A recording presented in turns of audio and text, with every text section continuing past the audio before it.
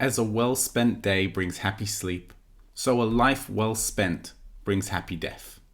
Leonardo da Vinci. Alright, bedtime. Now, if I fall asleep right now, that's a solid 6 hours. 6 hours, that's all I need. All I gotta do, fall asleep. Easy. Okay, 5 hours, I can do it. Just gotta get comfortable.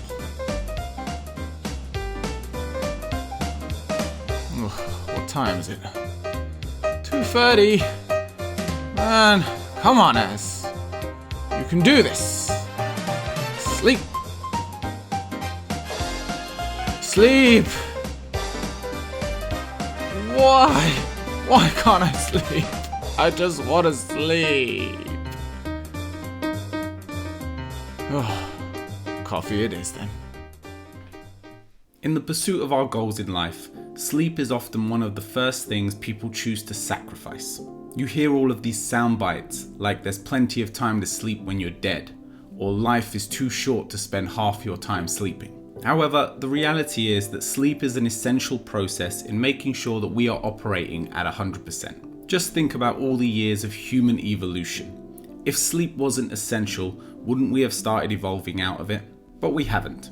Many essential processes within our body and our mind occur whilst we're at rest and in deep sleep. Not only does our body get the chance to do all of its physical repair, but our mind gets the chance to process everything that's been coming at it for the past day. How many times have you woken up the next day better able to complete a task or take part in an activity? The thing is, most of us are aware of the importance of a good night's rest, but struggle with the practical application of actually falling asleep at night. So I want to give you 3 bits of useful advice that hopefully will mean that you get a better night's rest. Disconnect. When we think about sleep, we think of it as the last thing that we're going to do in a day. Once all our tasks are done and we're fed and our loved ones are cared for, then it's time to put our head down to rest. The issue is that technology has made it so that the day never truly really ends. The problem is we have all these apps and social media platforms that can be constantly refreshed for new information. The issue here is that if we're taking our phones or our screens to bed, that we're never really giving our mind a chance to start winding down and to start processing the information, because it's still receiving it. Not to mention the scientific issues that have been proven when it comes to exposing ourselves to blue light. Blue light is the light that our screens emit, whether it be your phone, your laptop, a tablet, the TV, and this blue light inhibits the production of melatonin, which is our sleep hormone. The fix then is pretty simple. 1 hour before you plan to fall asleep, eliminate all screens and devices. Put them on charge, put them on silent, and leave them be for the rest of the evening.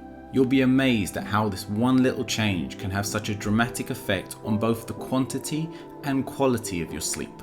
Next, respect your circadian rhythm. Circadian rhythms in general are physical, mental, and behavioral changes that occur throughout the day depending on light. Sleeping at night and being awake during the day is an example of a sleep-related circadian rhythm.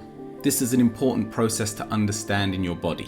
It's basic biology, so use it to your advantage. Our access to artificial light at any time is a big part of the problem. So as the late hours of the evening approach, start trying to turn down your light sources. Make sure where you sleep is appropriately dark at night. Invest in good blinds or curtains, and failing this, get yourself a night mask. Simply put, if you ignore your circadian rhythm or try to fight against it, you're going to struggle with falling asleep. And finally, develop a nighttime routine. We are natural creatures of habits. Like a computer, you want to set yourself up with a program for falling asleep at night. I'll give you an example of what works for me, but of course this is a very personal thing, so take this example and try to think of your own ideas of things you can put into place to ensure you get a good night's rest. Mine usually starts with a shower. I work pretty late into the evening and I like to feel refreshed and clean before I climb into bed. After I've showered and sorted myself out, I make myself a peppermint tea. Peppermint tea doesn't contain any caffeine in it, and this is really important when you're trying to consume drinks in the evening.